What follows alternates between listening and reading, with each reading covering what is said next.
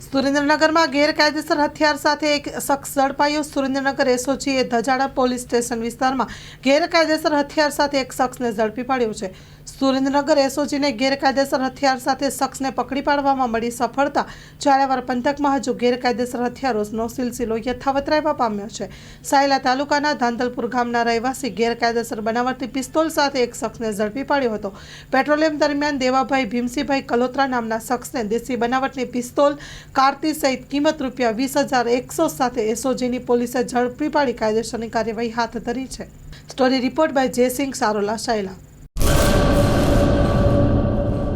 કચ્છની પ્રજાનું માનીતું અને કચ્છની પ્રજાના સાથ સહકાર અને પ્રેમથી સાકાર થયેલું એલબી મોલ એટલે કે લુગડા બજાર ફેમિલી શોરૂમ। અમારું address Bhuj branch, Anam ring road, Bhuj, Kutch.